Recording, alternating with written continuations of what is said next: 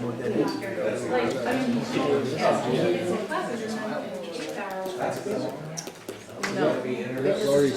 it's a discussion item. It's not. I don't understand. No. Why should I do this?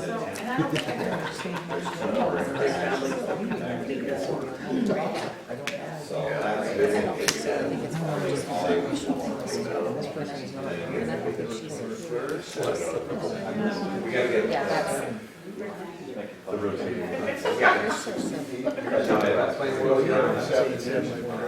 We do almost. I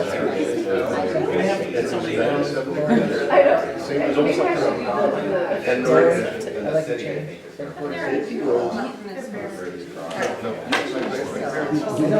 Oh, yeah. Nope.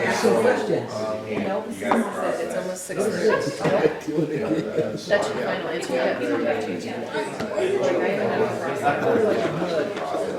See why he doesn't sit here? Start to see why.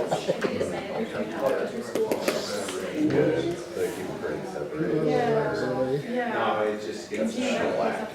When that was the time when it's I guess just be more of a Okay, now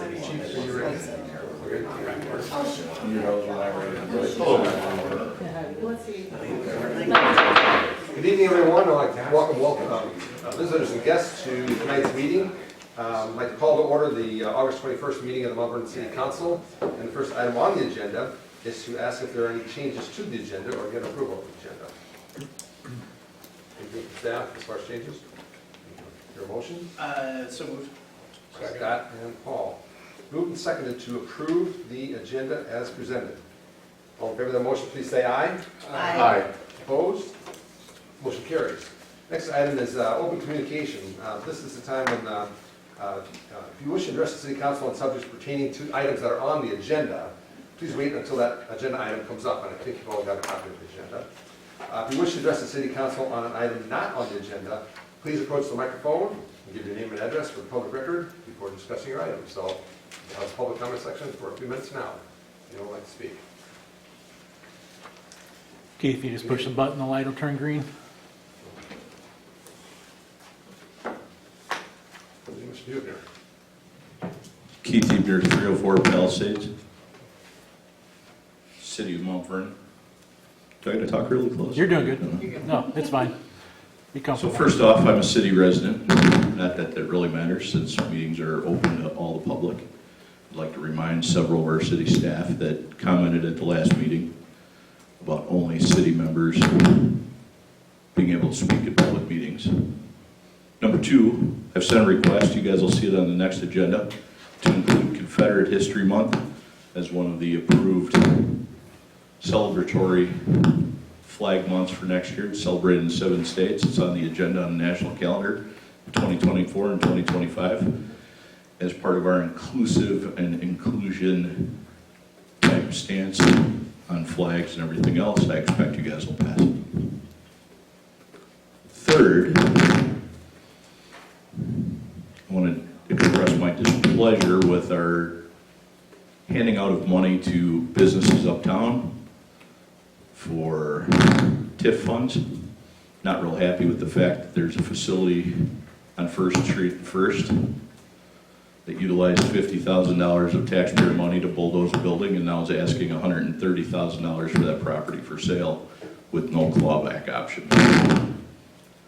So again, I think we should include that. I hope they step up and give our tax dollars back after they sell the property. That's it. Thank you, Mr. Huber. Is there anyone else who'd like to speak in this public comment section time?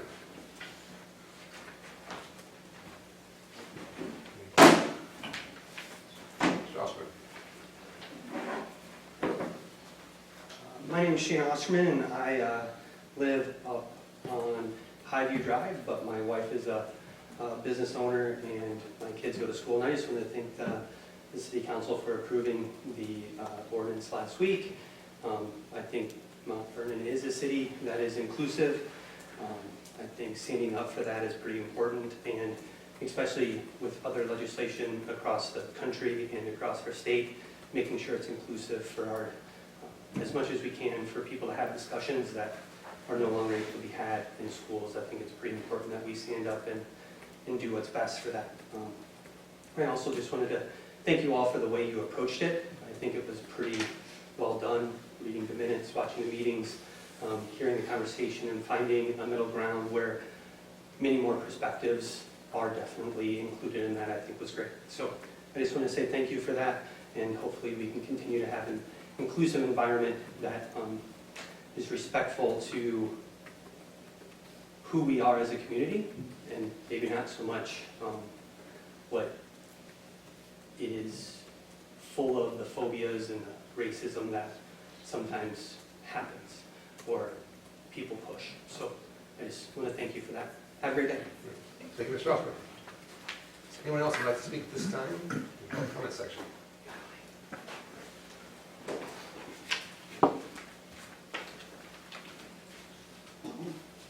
Good evening. I'm Kim Andreessen, live at 718 7th Avenue Northwest. I think you probably know my son pretty well, our renters. Thank you for helping Mount Vernon to celebrate the diversity that we have here. I look forward to all the different months after I read what you had planned to do. All the different months, there's going to be something to look forward to every month. I come from Hispanic, my mom was Hispanic in a non-English speaking household, so I'm looking forward to next month in celebrating that. I appreciate all your time and effort for what you have done for this community, and it will make our community stronger.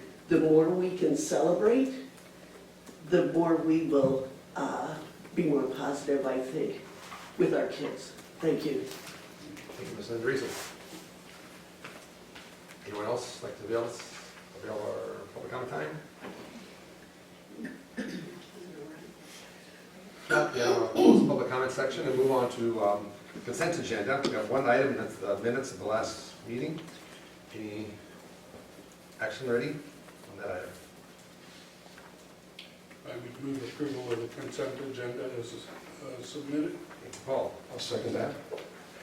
Great. Second to move forward with the consent agenda and approve it. All in favor of that motion, please say aye. Aye. Opposed? Motion carries. I forgot to mention at the beginning of this meeting that Councilman Herman will not be joining us. He's on vacation in the Northwest. Moving to resolutions for approval. Installation of the Stonebrook 9th Edition subdivision.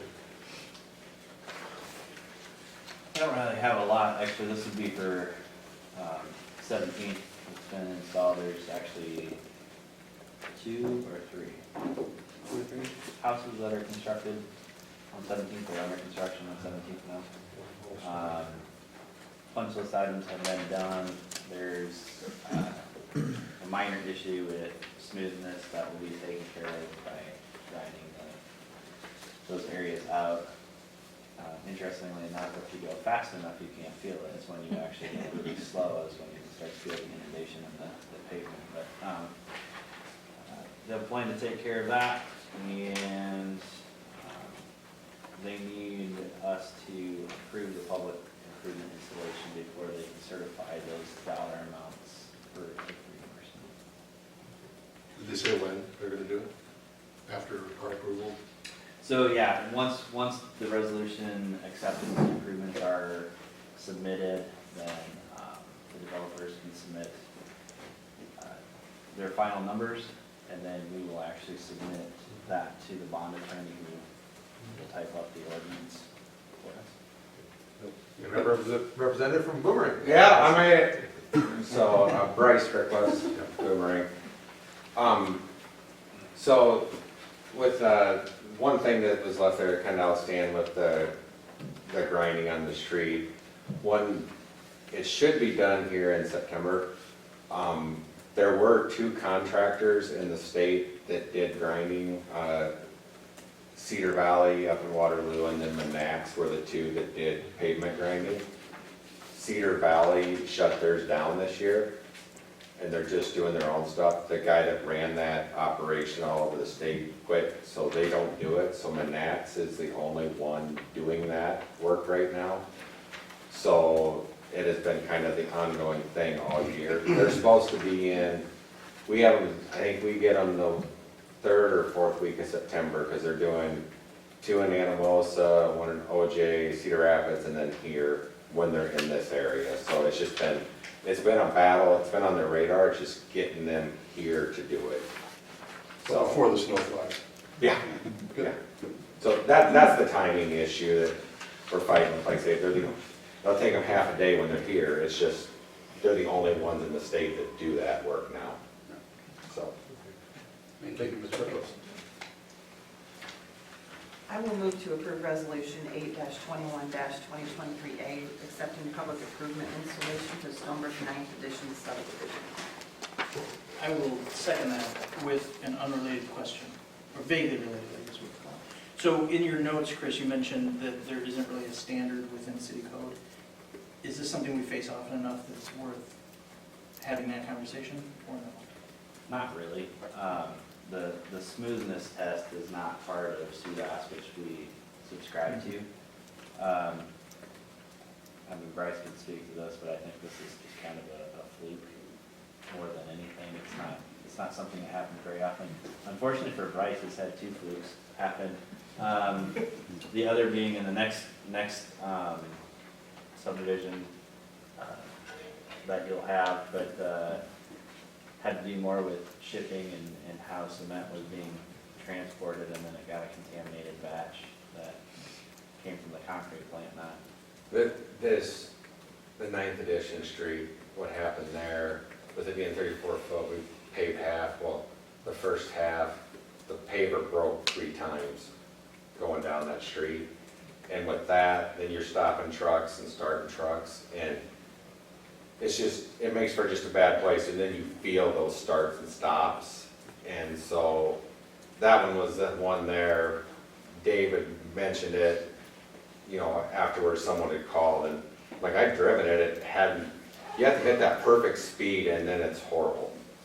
And so I was like, yeah, this is bad, we gotta do that. And then, yeah, so typically it's not an issue. In fact, this is like, I say, her paver broke down 3 times going down that street. And then, like say, you call the cement guys and you're like, hey, stop, and then you get back going and you're starting up. And like, you drive the other one, that one's really smooth and nice, but like Chris said, the little thing there is down in Davenport where they get the cement out of, it got, they don't know for sure what, but it gets contaminated in the barge unloading, and it had little pockets that popped in certain areas. And they had that on quite a few jobs. It was that barge of cement, but I think they're putting they put another bond on it. Yeah, they'll pour warranty, those out and then put Yeah.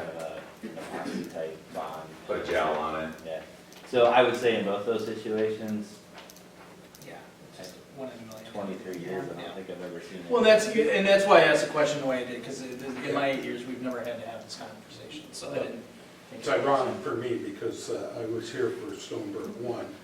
And this is, both of the conditions that have just been described didn't happen on any of those, and all of the other concrete projects that we did in other places, 5th Avenue, 3rd Avenue, and so, Well, we did 3 or 4 of those. yeah. And, And didn't have any issues with them. so I was really interested to understand the cost. Thanks for taking the time to explain that, guys, because it's just a, Yeah, yeah. the smoothness one was really just, that's just the, you know, with the paver, Sure. it's an issue that's there, but the, yeah, the one with the cement, everyone was wondering what the hell was going on. I mean, for lack of better words. Yeah, no, Because it was doing it did it instantly. If it was gonna happen, it's like during the cure, like, it's not necessarily it shows up later. It's instant because it's in the cure of the cement, then it would pop. And so, yeah, you should have heard the phone calls on that one. So, thank you. thank you. Any other questions for Bryce while he's here? Chris? Got a resolution on the floor, motion on the floor to approve 8/21/2023. No other questions? Call roll. Turler, Yes. West, Yes. Engel, Yes. Rose, Yes. That resolution passes. See you next month. While you're here, want to give us a date on the next pouring of street? The next street, Yeah. will be, the 10th edition, and that'll probably be next summer. We'll be putting the utilities in over the winter, the sewer and water. And then, 7th should be in September to get that acceptance and everything put through. I think we're pretty well through punch list on it. There's lines supposed to be putting utilities in the next couple, 3 weeks. And we actually got, there's a couple houses that are wanting to dig as soon as I think it's the 19th council meeting? Whatever it is, but the council meeting that we're here, I think we got to do P and Z early September, and then we do council, and then, yeah, there'll be 2 to 3 holes dug right away after that, so. So yeah, it's pretty cool. Thank you. Well, summer, not spring, okay. Yeah, summer it'll probably be summer for 10th. We want to make sure we got 7, get some good movement out the gate, and so that gets concentrated before there's a lot more and people spread out. We'd like to get those filled up a little bit. Sure. But, yeah, pretty excited. Like I say, got a couple different builders looking at, like I say, one's got one that's sold, and he's got one that's, he's gonna do a spec, and so, pretty excited. There's gonna be a little bit more activity, because it's open to more builders than the one that it has been, so it'll be pretty good. And it's a beautiful setting, so. Thanks for building in our community. Yeah, well, thank you. Thanks, you guys. Have a good one. Moving to motions for approval. First one is the claims list. I think we've got a couple of amended copies sent to us this afternoon.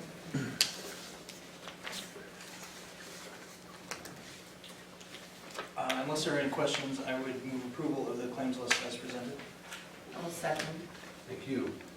It's moved and seconded to pass, to approve the motion on the claims list. All in favor of that motion, please say aye. Aye. Opposed? Motion carries. Next item is discussion consideration of street closure request for downtown Lincoln, Iowa Hearts Festival, 23rd.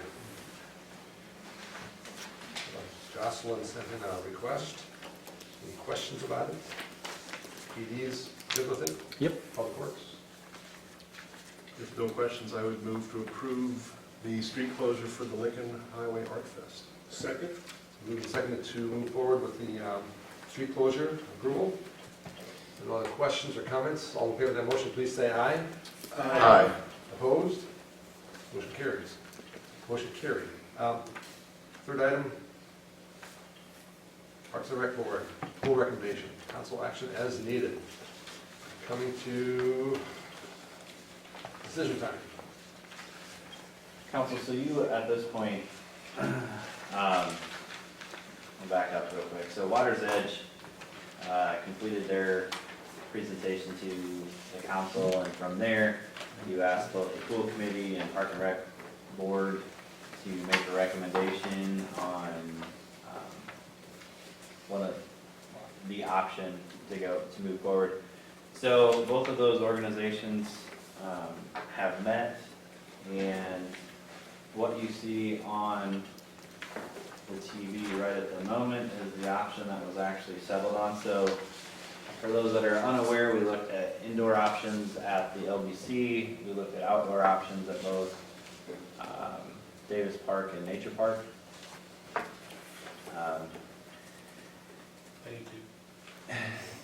So the interesting part of this concept, this is considered concept A, is that northern lap swim area has the ability to be enclosed at some point in the future. So it does offer the outdoor-indoor option, but the indoor option wouldn't necessarily, or most likely wouldn't be built or constructed at the same time the pool is. It wouldn't be a solid exterior building. They have a concept now where they can actually open some of those doors, not wouldn't be fully open to the air, but it would be like every other panel, which would be a nice effect. The best part of the option that's chosen here is that there are segments that can be segregated from one another, so if we have an incident in one of the pools, we don't necessarily have to close the entire facility at one time. One of the options right off the bat that was kind of discussed by both committees is dropping the splash pad, which would be the circular area on the furthest east point. Right there. Due to the fact that Lisbon already has a splash pad, and what did I say that? I'm gonna say it's about 1.3 million. Solon has one also. Yeah. So that particular feature is 1.3 million. The overall, if you remember from the presentation, this concept A had a price tag of $14.5 to $16.5 million. Again, from a feasibility standpoint, they still would like it to remain in Davis Park. The main pool being outdoors or allowing for outdoor exposure. There are other features that we've talked about, potentially losing the lazy river, and maybe making just more zero depth area for the younger children. So there are other possibilities here, but both groups, both Park and Rec Board and Pool Committee, settled on this concept as the prospect moving forward. So this is where I get to come in and tell you the stark realities of where we're at. So I agree with both the committees that concept A is the project that should be looked at.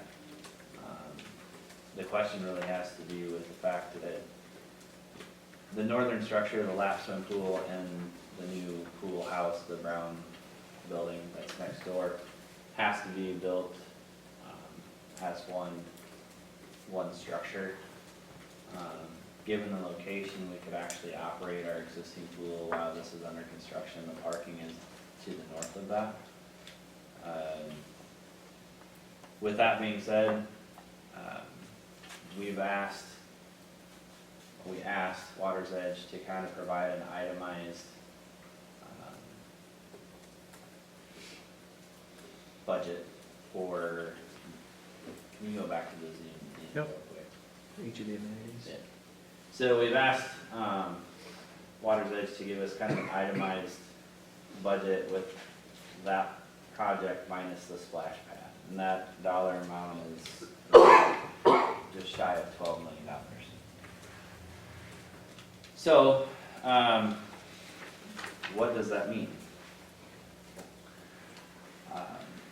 For each penny that our levy rate accounts for the 13.15 that we have, that basically each penny attributes to $1,484.44. So if we were to not do anything, let's just say we were going to take a $12 million pool project, take it to a vote of the 50 people, and say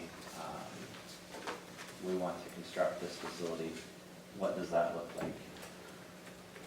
If we were to do just a general vote and with a property tax increase, this is somewhere in the neighborhood of $3.80 per thousand plus. So our levy rate would go north of $17 per thousand.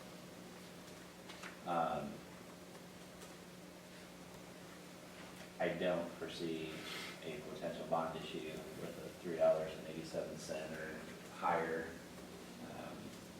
change to our levy rate to pass. Now, the other part of this issue is when could we even consider doing a project? So I've handed you was our current general obligation debt. These are the reports that Spirit Financial puts together for us, and realistically, we could look at doing a $12 million project by fiscal year '28. We're in fiscal year '24, so basically 4 years from now for those that are following along. That would take all of our usable, what I consider usable debt capacity at that point. I remind you that we lop off 20% off the top, so it doesn't take all of it, but it takes the vast majority of what I consider usable debt. And nothing else can happen in between time. Correct. Where we need the cash. Which is unrealistic, to be honest with you, because we already got obligations that are kind of hanging out there. If you wanted to look at utilizing TIF as a prospect for this, if you stick with your current policy of using about 25% of the eligible TIF dollars, that's where we're at. We're actually about 23% right now. TIF wouldn't be available to you until fiscal year '31. Because those dollars are currently wrapped up in the repayment of the LBC. By the way, what I'm using for, if we were to borrow $11 million, for instance, I'm guessing that the annual bond payment can be on a 20-year note would still be north of $560,000. So what I'm looking at is a project that gets shelved for a little while, just because you physically don't have the ability to do this. Or you look to create a fundraising, friends of the pool, however you want to look at it, to start trying to identify potential fundraisers. I don't think we're going to see the same type of dollars coming in as fast as we did with the LBC and the pool, but that potential is obviously. You could start to look at this potential project and phase it in.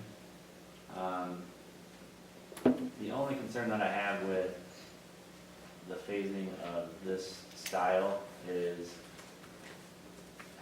depending on the timing of the phasing. So if you would have to build the lap swim pool and the restroom areas as one project. So my guess would probably be in the neighborhood of $6 million, give or take, just to construct that portion of it alone. And just to be clear, at the same time, we would be maintaining the current pool. Yes, but we wouldn't necessarily be able to afford, once this was constructed, to do the same thing. And the unfortunate part is the lap swim pool has no area for small children. That's- Has really no amenities. Well, we So- can phase it, Yeah. it's not. So at that point, it's going to be semi-difficult to separate this out into smaller projects and try and phase this over a period of time. My recommendation to you is to leave it as a $12 million project. Yes, I know that the prices will probably increase over the next 4, 5, 6 years, depending on what we're looking at, but in the meantime, we could start or seek volunteers. If you start a fundraising wing and see how much money can be raised during that period of time. But again, even if you wanted to take this to a vote of the people at $12 million today, you could. In a couple of years you could. That would use all of the capacity plus the 20%. Chris, Matt, remind us how much you were able to fundraise for the LBC So the LBC and how long it took. The LBC was about 2.5, 3 million. Some interesting things that happened there. It was we had one donor step forward and pledge $500,000 dollar for dollar match. That prompted the push for additional dollars. The namesake, the brother of the namesake, happened to sit on the Hall Prime Foundation board too. Hulk Ryan, we got a $500,000 dollar for dollar match.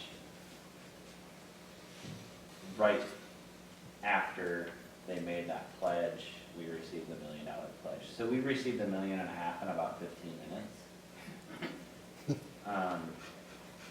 Hence my apprehension that whether or not something What like makes that you would think ever it won't happen that fast Well, again? number one, Hulk Ryan doesn't typically fund pools, so there's a start there. But Jack Evans swimming. So. the other issue to that is, and we've discussed this a little bit before, but this does nothing for Cornell. No. This They wanted does 8 nothing lanes. for the high school. I Yeah. think. Yeah. Yeah. It does, I think, help with the prospect of a local swim club, heated pool, new facilities, things like that would be beneficial. But it doesn't necessarily probably entice either of those individuals to the table as far as helping with the cost. So finished product, based on what we're hearing right now, is 8 to 10 years away. Based upon my calculations, yes. Matt, did you guys talk about the option of the current repair? And I know it's not what you really want to do, but that was 1.5 to 2 million, and then the splash pad for $1 million on top of that. That could happen in our lifetime. Yeah, Chris and I have talked about that. Some of those repairs, some of the repairs that are needed there cannot even be done, or somebody won't touch them. When I say that, there's cement that's failing near the diving boards that I don't think we can even get a contractor to touch that.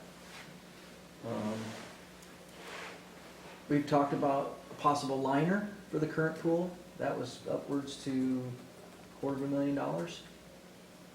That would help with the leaking situation. It would help with stability. So there are opportunities. The concrete failures that you're talking about, are you talking about the actual side surface underneath?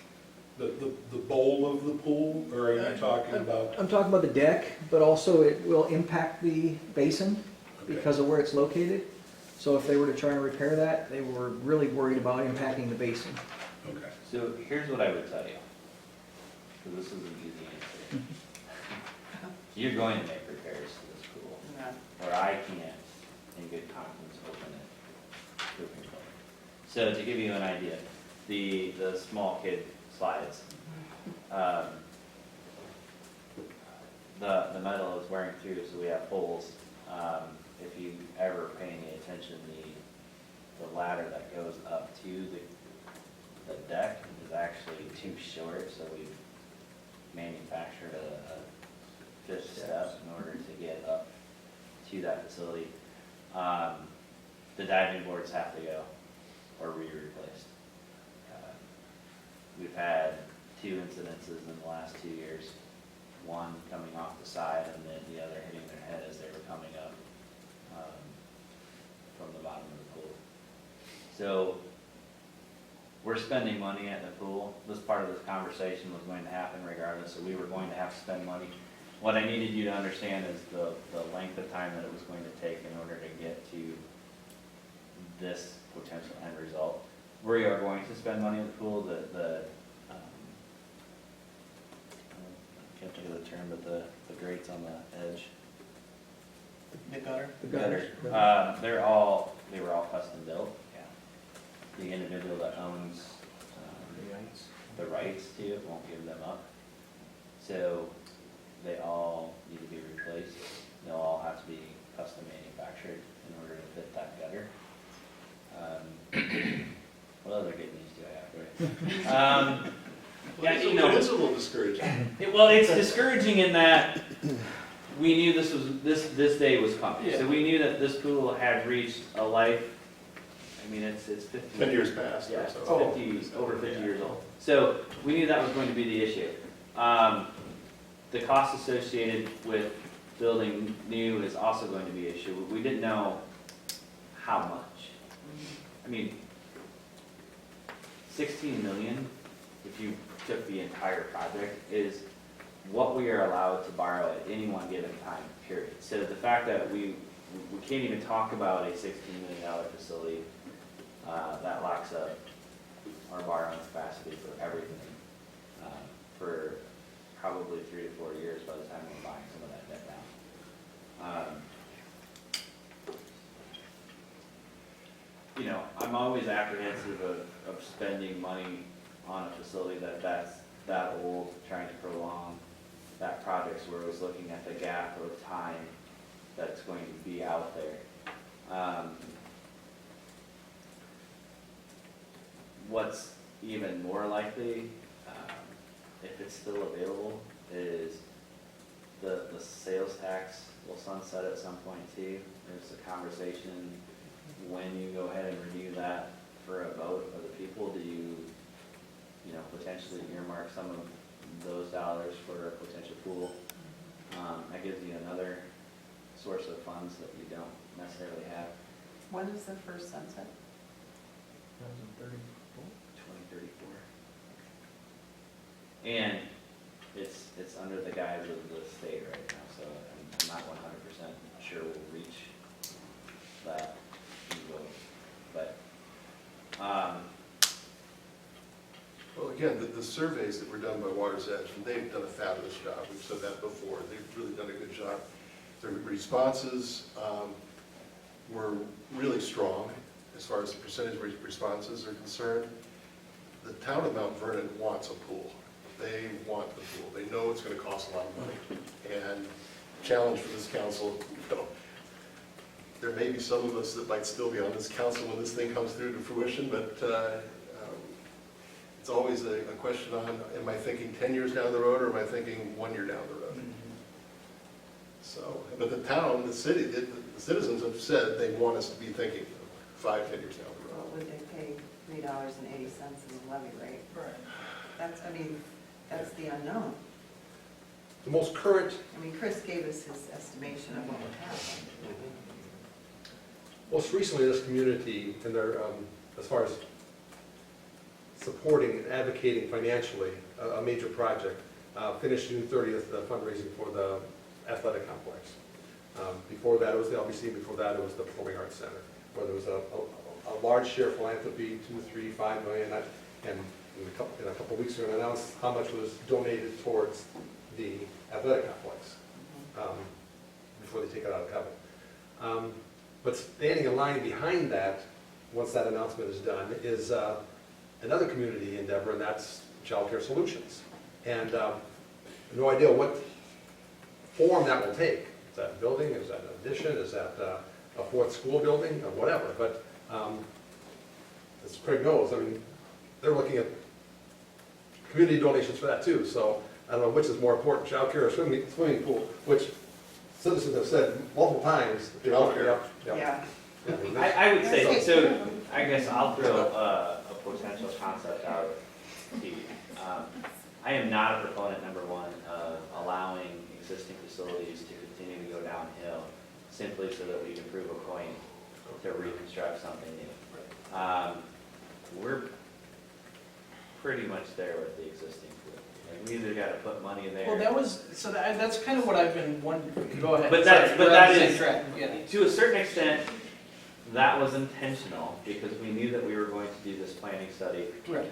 for the last 3 years. And we also knew that the study was going to look at that facility and give us a realistic approach to whether or not it's going to be feasible to fix. Is it feasible? No. If I were to sit here and tell you that this was a really, really good idea, it's not. But either was just putting asphalt on top of Palisades Road that we just did. In a perfect world, we would have reconstructed that, put concrete down with a new subbase, and it would have been about $2 or $3 million more expensive than what it is to do the asphalt. So we make decisions like this frequently. I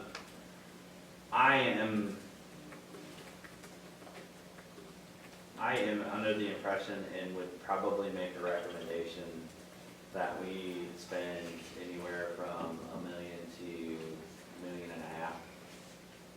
trying to fix up what we have and buy us the 8 to 9 years that we truly need in order to build a facility that we really want. Just to play the jerk in a row, what if we completely pull the plug on the current pool? And we don't put any money into fixing it, we don't operate it for X number of years. Does that move the time frame for a new facility up by an amount that makes the conversation worth having? So, you mean do nothing and Just, we finish this season, and we say it's gonna take $1.5 million to 2 million to keep this thing running for the next decade. But if we don't do it, we don't spend that $1.5 million to 2 million. We don't put the $250,000 or whatever it is a year into operating it. We don't pay lifeguards for that time, you know, I mean, I don't wanna be the guy that shuts the pool down, but as long as we're having the conversation, I think we gotta have. well, so It is a to reason. answer your question, that because it's a fairly easy answer, no. Okay. It doesn't, absolutely. It doesn't change the timeline enough for it to. No, because you're looking at, I know this sounds crazy to individuals, but you're really looking at 2 different pots of money. Right. The debt that we borrow is separate from our operational expense.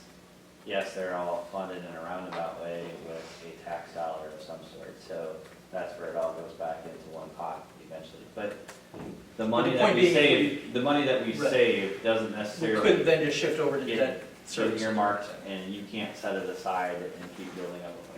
So cities can't just continuously pocket funds, gain interest, and utilize the taxpayers' dollars by saving a quarter, you know. That's why we use long-term debt and a host of other things, because they also frown upon us just gaining interest on your taxpayer dollars. So, Right. so the answer to your question is no, does absolutely nothing for us. What we are staring at is a very expensive facility and, you know, a community of 4,500 people, 1,000 mature students. And the fact that we've accomplished a lot over the course of the last, 7 years, if you look at that report. But going back to the child care concept, this council has already earmarked $2 million to the school. Over 10 years. For 10 years, Mhm. to be able to do that. We have, it's not really coming out of any sort of pot, but the low to moderate income, we will have to borrow those funds and pay them back with the low to moderate income funding that we're getting. It's a wash, but for the It's still on time the being, the books. debt capacity will go down because we have to borrow initially to make that happen. So I can think off the top of my head, close to $3 million in obligations that we have, so that probably adds a year or 2 to the potential for this. And that is without even having a conversation of the RFP that Lori's working on right now for First Street. For the streetscape. Yeah. And the biggest thing out there is the resurfacing the street safe, to me is kind of secondary, but the road service on First is bad. We have other streets in town that need to be addressed, so it would be. The pool would be the most expensive facility in the entire community, Correct. by far. Yes. And it makes how much money? We tend to lose But- about 50,000 a year. But a vibrant community Yes. needs parks, they need pools, they need this stuff. I think, It's a tough. from my perspective, I think we are not necessarily throwing good money at bad. Some of the amenities that we look at replacing on the existing facility might be able to be transferred to the new. But if we're going to do it, we need to add shade, we need to add some new shade structures, we need to change the diving boards so that they're safe. We need a new amenity wherever those smaller slides are at. And this is a personal thing. I challenge my staff every day to take our parks and our amenities to the next level, and the pool drives me insane. So the frayed edges of the building. We have some very wonderful stuff, and then I go down there and I look at that, and I just go back in the car and drive away.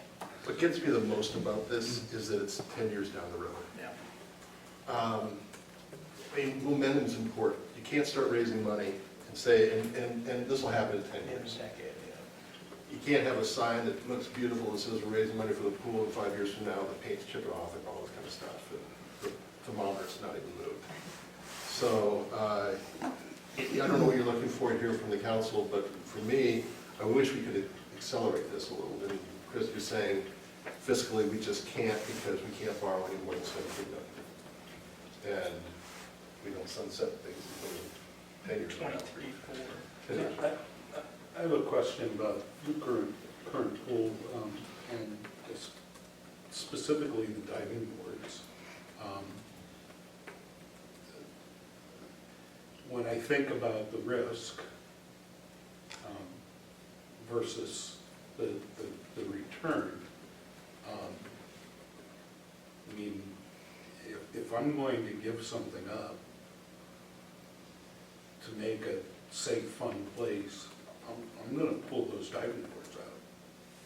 Because what I'm hearing is they're a liability that ultimately, can we do more by doing that, creating a safer facility with our current facility, and making better improvements or fixes, because they're not really improvements, they're fixes, by eliminating that feature. And I mean, it comes down to how valuable are those versus the risk that we have every time someone climbs up that ladder and bounces on board. Well, so let me back up. I think the issue with our current diving boards, number one, is the larger diving board. If you look at it, is an old structure. A lot of the metal is starting to rust. Height-wise, I don't think that necessarily meets. It's the height when they go up off the board and then come back. So I'm not advocating against getting rid of the diving boards, because that is probably the feature that brings all of the kids, young and old, to coming, but replacing the diving boards. On the smaller diving board, if you go back and what Matt was referring to, if you go there and look, it's the concrete is starting to settle in the front, so it's actually heaving and going down. Right. So the risk that we run, I mean, and it's a valid point that's been brought up, the risk that we run is we start taking out concrete and doing other things. It's not the most stable bowl ever, so we have the potential of doing more damage when we're doing this, and we can end up in the same spot. So I don't take for lightly what Scott had mentioned, because there's always that possibility when you're trying to renovate a structure that's that old. But I also, like I said, the slide feature has to come out. I will not let that facility open with that structure still there next year. I've just kind of reached a point now where we've got an answer on where we're going to be, and from a safety perspective, I just can't allow certain things to happen. They're going to have to get fixed before we open that facility. I'd like to reiterate my comments from the beginning of the meeting. If there's anybody from the public that wants to address this topic that's on the agenda, feel free to do that. Sorry, I'm interrupting the flow here, but I do want to make sure that the public, if anybody is here to speak towards this topic of the pool study, please feel welcome to come forward. I did want to jump in just for a second, just because my guys are, most of the time, are doing the maintenance work over there. My fear is 10 years down the road, that cost of operation is going to continue to grow, is my fear, from year to year, the longer we push it out. Obviously, I don't have a big pocket of money, and I'm not into all of that. But as far as the maintenance that's required over there and the things that we, our staff have to get over there and do, if it continually increases, it's that much more time, effort, money, duties that we're not spending on something else as well. So I don't know how to cure that. I don't know. That's all. Well, don't we take it, one option would be to allow the citizens of Mount Vernon to vote on the increase in the per thousand up to the $17.85, whatever it was you mentioned. That would have to be voted on by the citizens of Mount Vernon, right? Yes. And how long would it take? Would it be a 5-year? Before you could put that note out there? No. If it was approved, how long would the citizens of Mount Vernon have to absorb that additional $3.87 For 20 years. for 20 years? Okay. Sorry, I missed that. That's per thousand. Yeah. That 387 is your debt for a 20-year period. And I didn't really even try to calculate based upon current interest rates. I just went and looked based upon our current payments, what we're at. And I'm saying that That would be one option, though, to get it done sooner. sort of.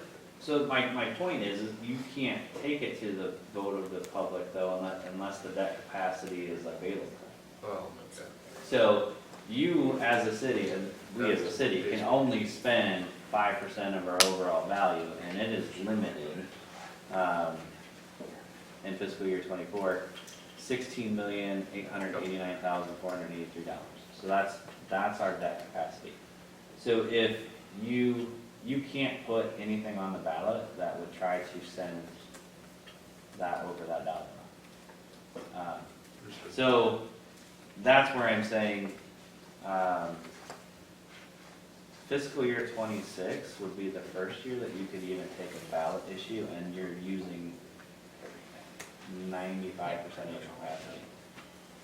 So when we talk about this 387, that's taking our 1299, well, 1350. Okay. And adding three effectively. I mean, if you look at our current levy rate of 1315 and the tax dollars that we get based upon 1315, What's the median assessed value? in Mount Vernon, I don't have it, I would probably say. I just had a number to try, 2 or 250. okay. Price not to build a lot of houses. Yeah. That 387 is a It's about $1,000 big stretch from the 16 cents we just did. per year. And that's not changing anything else. Right. I mean, we're already talking about, we're going to stair step over the course of the next 3 years to get to 1350. So theoretically, we're somewhere in the neighborhood of 1750. I'm not speaking for everybody that lives in the community, but I would say that this bond issue would probably fail with less than 20% people voting in favor. I don't care how much they like the pool. $1,000 on a house per year is a lot of money. Yeah, considering that we stayed at $12.99 for how many years? 20 years? So we've just raised But it. here's the thing, I really appreciate the work that you guys have done, that Water's Edge did, that the pool committee has done, because clearly, our citizens wanted this, and so we needed to look at all these options to even have this on the table. Well, and if you look at it this way, the LBC went through 2 sales tax votes and had been discussed for 20 years before it was actually constructed. There is a possibility of having a pool under construction before 10 years. It's a distinct possibility. Given the fact that we're looking probably somewhere in that 7 to 9 year time frame in order to put something on the ballot, fiscally responsibly putting something on the ballot for people to vote on, our existing pool is going to need work in order to make that happen. So, Having lived through on council and as mayor, the inception of the local option sales tax, which had the language that was, and it was intentional by that council, because I was on it, to be vague, to have the funds go toward the design, development, and construction of a fire station and a community center. And it was done that way because we didn't know when a future council would have a project in front of them that was shovel-ready. The one that came first was the fire station. I was mayor at that time, and there was a portion of council that wanted to split what we had in the bank 50-50 for the fire station and the other for the community center. And as mayor, I was faced with the decision of approving that or vetoing that. And to me, it made no sense to split 50-50 monies that would help us save money on our fire station that was shovel-ready, yet it also didn't make sense to take everything in there and put it there, because there is value in seed money. But you have to do it in a way that makes both fiscal sense and also has a touch of common sense to the citizens, because they ultimately are funding it. And I think the first step we're doing tonight, we're bringing this forward in front of the public. We're talking about numbers that stun me,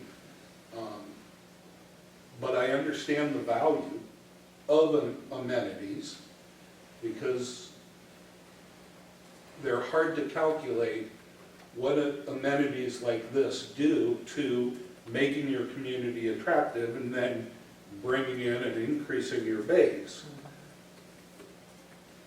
But it's speculation on what that is. And, you know, part of what we experienced as we went through, no one saw the financial crisis of the late 2000s. And, you know, we were on a trajectory like this, and that happened, and it changed things.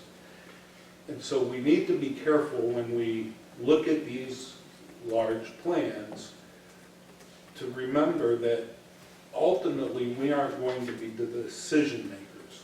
We can be the seed planners, and we can help propagate the concepts and the ideas, but we have to take care of what we want today, help formulate plans for the future, but do it in a fiscal manner, because it's irresponsible not to. I think putting this out, saying this is our grand vision, and allowing people to see what that is, and, you know, all of those people that voted that they said they want this, you may find out that they don't at $387 per thousand. Or you may find out that there's a number of people that really do, and they start bridging that for you over time. So I really feel like we're not going to decide this tonight. I think we've got a good start, and I think we should. I mean, I'm never going to, you know, second guess the decisions of those people that have to think about safety and maintenance and those costs that matter day to day, because we hire them to do that. We are charged with being the big thinkers, but we need to do it in a really thoughtful way. You know, trust me, I wish I could write a check today.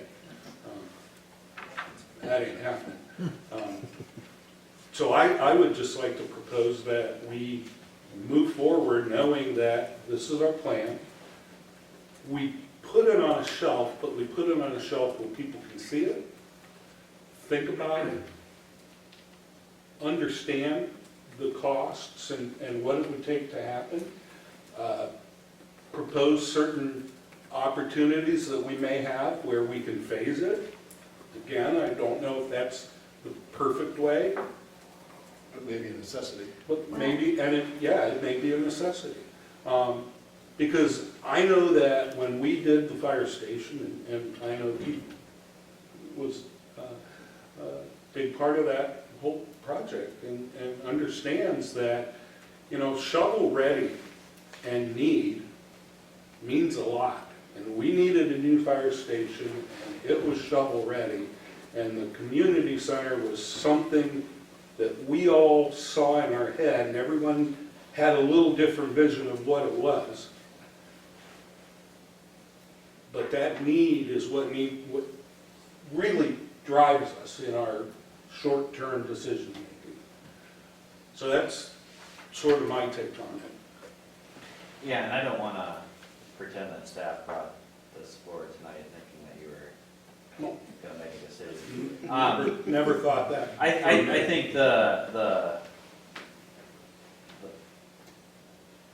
best path moving forward is to do just that. I mean, conceptually, we have a concept here that everybody has agreed to as far as a recommendation standpoint. So we've focused, or we've centered on what the future is going to potentially look like.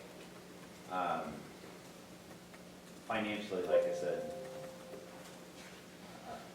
unless we get double our value in the next 2 years, we're looking at a minimum of a 5 to 6 year time frame. I would also like to bring Water's Edge back and kind of hone in on what they feel needs to be done to the existing pool and lock down that price for you to understand what that would be as well.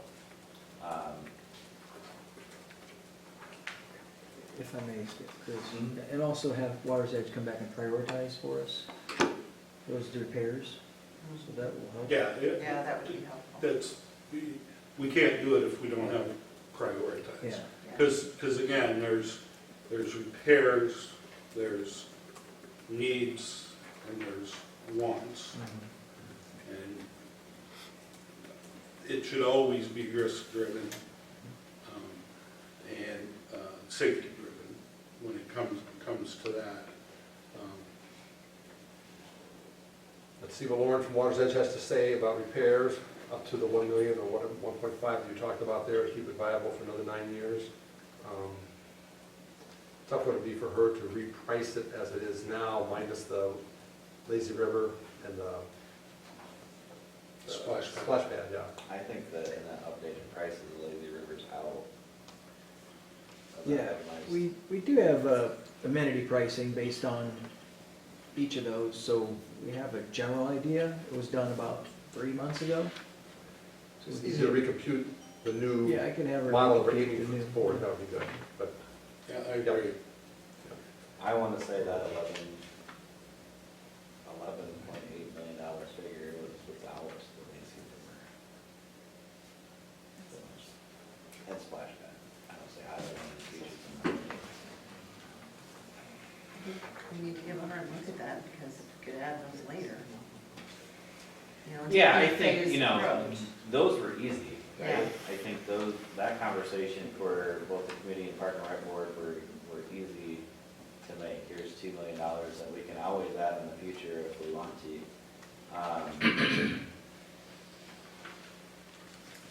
We do, like I said, we have direction. We have a concept that is both workable and desirable. It's just not going to probably happen in the next 5 years. Paul said that we table this for now, but we already have one next step at least to bring Lauren back. Yeah, and you don't really have to table this as much as. No, I was just going to say, Chris, that there are a lot of entities out there, if they're going to make a huge financial commitment like this and rely on fundraising as a portion of it, and Tom certainly has put his 2 cents in to say, let's not forget about that. We've had some big projects, people step up, we're concluding a lot of these projects, this might be the next one. I believe that, Tom, I think that's what I heard you say. And entities that are going to approach something like this would do a study first to see what the appetite would be. We've already done the surveys, but we haven't done anything quietly to find out if there are some people out there with some significant financial resources that would step up for a project like this. I mean, Cornell College would not build a new building without first spending a significant amount of time to say, do we have 50 to 75% of this already earmarked before we even announce that we're doing this? So, Steven, you have your hand up. Excuse me. Yeah, I like the current pool, I don't use it a lot, but I listen to everybody talk, and on one hand, we talk about affordable housing, and in the next breath, we talk about adding almost $4 a thousand to the debt load. And then we go back to affordable housing, and people that can't afford childcare to move here. And then we talk about adding, on top of $17, we might have a new school building, and we might, and we had the same argument back when we had roundabouts. And we're into streetscape, and everybody loves to build all this stuff, and it all looks great, and I love it. But there's times when you just can't afford this stuff. And if we really want to be a welcoming community to affordable housing, you can't start the conversation with, by the way, when we raise your taxes next year by $4, it's going to be doable. Now, yes, I love the pool. Kids use it a little bit. Love to see it. Raises my property value. Hate paying more taxes, but someday when I sell and leave here, it'll be good for me. But if you don't want to leave here, and you want to afford to live here, I mean, my tax bill's gone from $2,100 to $3,700. And if you add another $4 a thousand, it's going to be a lot more on top of that. So I think this goes along with the conversation of, I'd love to build more buildings here. I've been building buildings like crazy in Lisbon, because it's cheaper. Got a new dental office. We got all this industrial property out here that's a problem to build it. It's a headache to build here. If you guys make it easier to build here, businesses would come. Businesses contribute to the tax base without using the pool, without using the school district, without doing all the stuff that costs us money. They just pour money in the pot. But we are not business friendly. We're business friendly uptown. We give money to anybody uptown. Don't give any money down to me. Nobody's told me I had a new business here. Been here almost 2 years. Started a new truck business. Nobody came down and said hi. Doesn't make it in the paper. Nobody says squat. Employ 2 people from out of town. We're going to expand. No friendliness. No, great job, Keith. No, hey, let's put a truck stop out on the highway. It's, yeah, we don't like the windows you're going to put, so here's a bill for $100 grand more for whatever you want to do. So I think when you guys talk about all these different things, keep in mind the little decisions you make at every step really has an effect. You want a $15 million pool? Fine, get another $100 million worth of buildings in here. Open it up to some business. We didn't want the Dollar General, don't want a truck stop, we don't want a big Casey's, don't want a Quick Trip. Hopefully one of them comes someday. You guys should be out knocking on their door. Saying, we got these 3 corners and nobody's doing squat. What's it take for us to get you here? Bring them into the tax base. So, Right, that's all I gotta say. thank you, Keith. Thanks, Keith.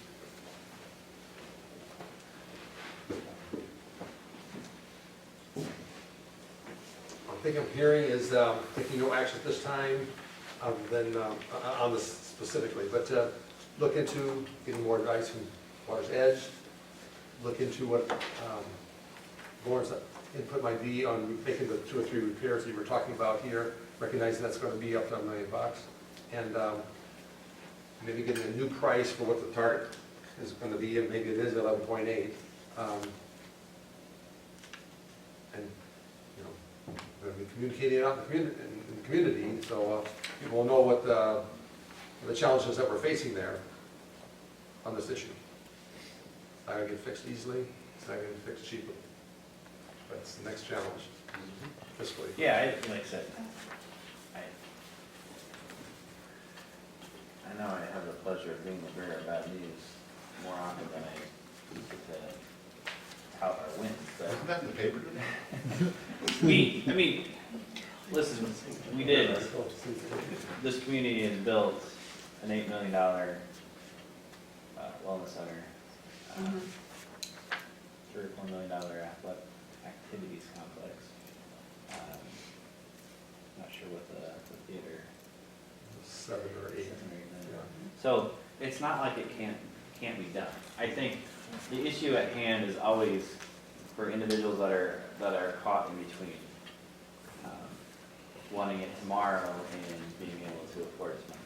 I didn't bring up the $3.87 to necessarily propose that's what we should do.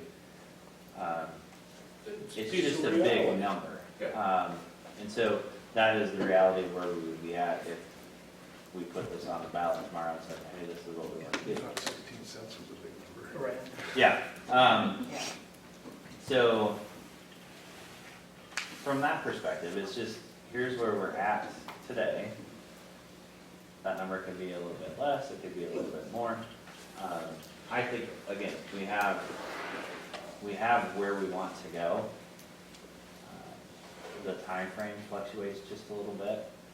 We can get you more information on what changes Waters Edge would recommend being made to our existing pool. Maybe they're over $1 million. So, Well, it's probably not all at once. It's gonna be over the next 5, 6, 7 years, and so it might be some bigger ticket items one year and Yes. smaller ticket items other years, so, yeah. so, we're gonna I'm gonna keep putting the pressure on Eldon and Matt to get the facility open like I do every year, but, there definitely has to be some changes before next year, but we'll get that information to you, and again, we'll see what the response is from the community when they see this article and what they have to say. Thank you, Chris. Moving on to reports. We got police report. That's Chief Shannon's report. Anything to add, Chief? One thing I would just remind everybody is it's opening school week, so traffic's going to change and things are going to be busy and there's going to be kids walking around, so just please take your time, be patient, watch for stop signs, watch for crosswalks, and watch for kids. And obviously you know that Cornell has delayed things. So Correct. it's gonna get, Cornell has new student move-in day now on Friday. Instead correct. of Wednesday, Correct. because of the heat. And anyway, so Friday's gonna be a busy day. Public Works report. A lot of pictures from Eldon. You've been busy. Put up fence, pouring concrete. The art looks great, yeah. the sculpture wall looks great. Yeah, it does. That was a fun little project, actually. Because it was on the side of the, I mean, you're being serious, or? Yeah, no, really. Good, because I know you had to level it on the side of a hill there, but yeah. Yeah, no, it was fun. I'm glad we could contribute. It looks great.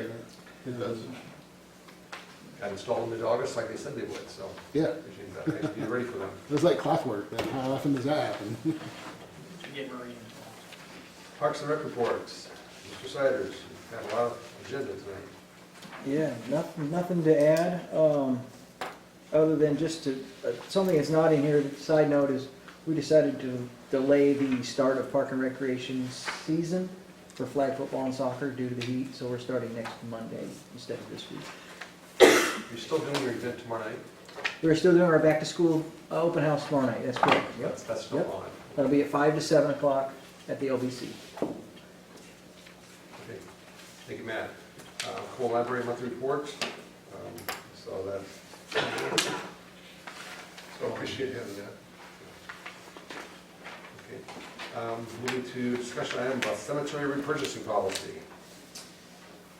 Historically, the city has not purchased the interment rights back from individuals. We've allowed them to sell them themselves on the open market if they chose to.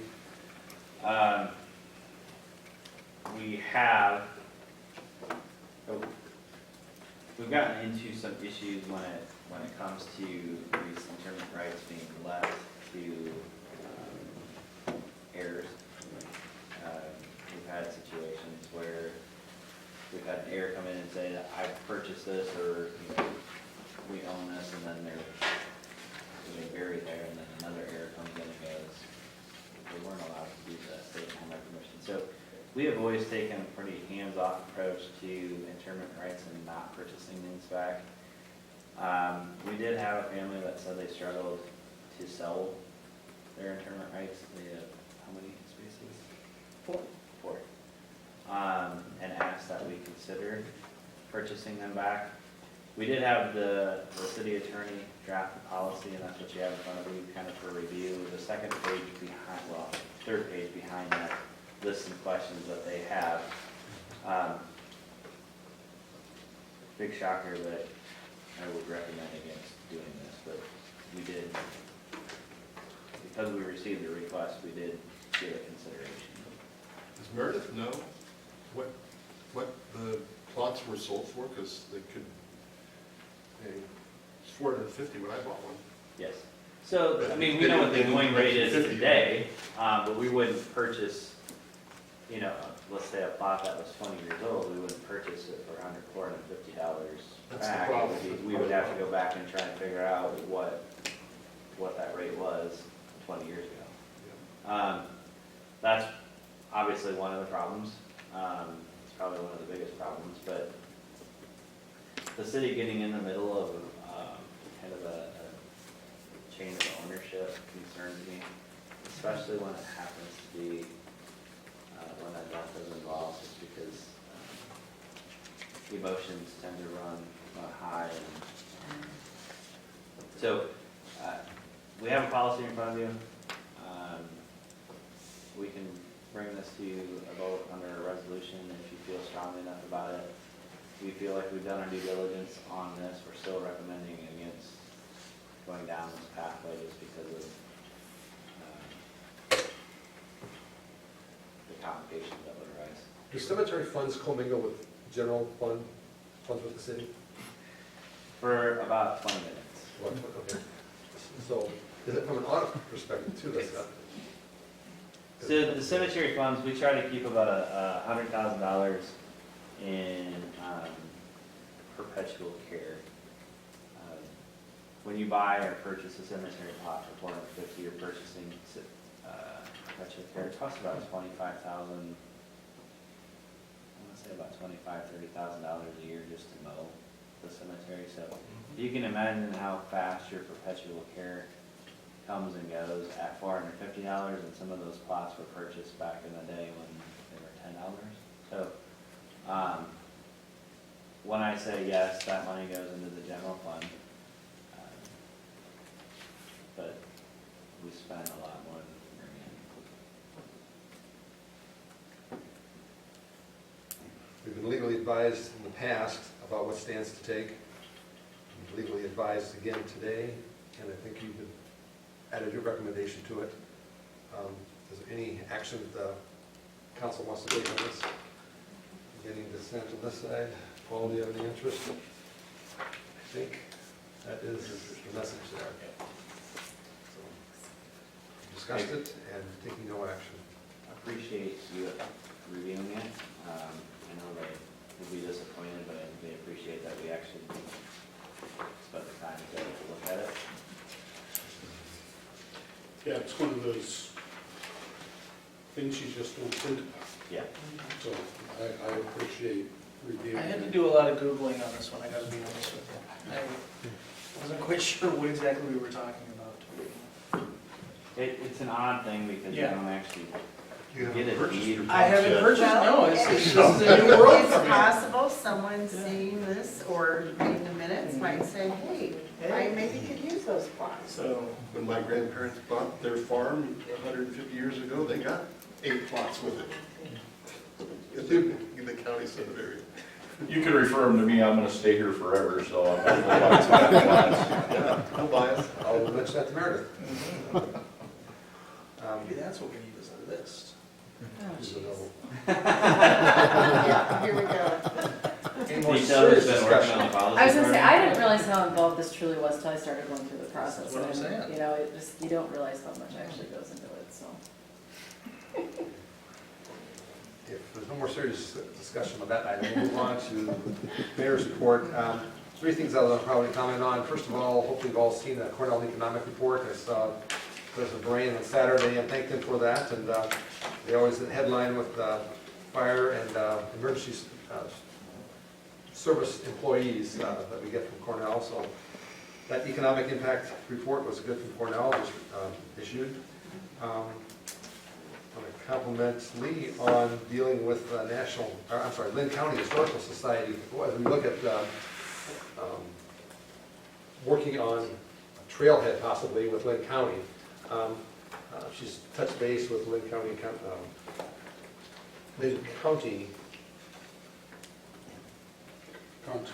no, Historical Society, not our Historical Society, but Lynn County's. And there was a lot of interest in doing some data points, placards or whatever, on this end of the trail that could be either focused on Mount Vernon history, urban history, or Cornell history. So they were very excited about that, and that's generating some interest there, and she's working with possibly a REAP grant possibility with Lynn County Conservation, so that's coming up there. And I had a meeting with Greater Cedar Rapids Community Foundation as we get into our community fund process here the first time around. This was the one that was funded by the Garners, and we'll probably be getting that board together in the next 3 or 4 months, and be getting together, identifying nonprofits, and allocating a process to divvy up some proceeds next July through August there. So the process is continuing. That's all I have. Council reports, committee reports, city administrator's report. Couple of reminders. Next Monday, we will have the meeting here at 5:30. It'll be on your goal setting with Elizabeth Hanson. Labor Day, Monday, September 4th. City offices will be closed. The final thing, I sent an email out on this during the flag discussion at the last council meeting. Mr. Papen pointed out that according to the minutes, that a lawsuit had never been filed against the city, in which I told him that that was not the case, unfortunately for me. The opposite. Yeah, they had actually, but they hadn't filed a lawsuit. I talked to Keith and went back to my file. The lawsuit was actually filed, so Mr. Papen was correct when he made that statement. And I apologized to him and to Keith for getting that information wrong. But to my credit, it was 3 years ago, so. A lot has happened. A lot has happened since then. But I did tell him that I would go on the record and make that statement, so. Thank you for doing that. Yep. Anything else that needs to come before our business tonight? Otherwise, then we are adjourned. Thank you very much. I just grabbed my business without going. My sister's in law. Okay.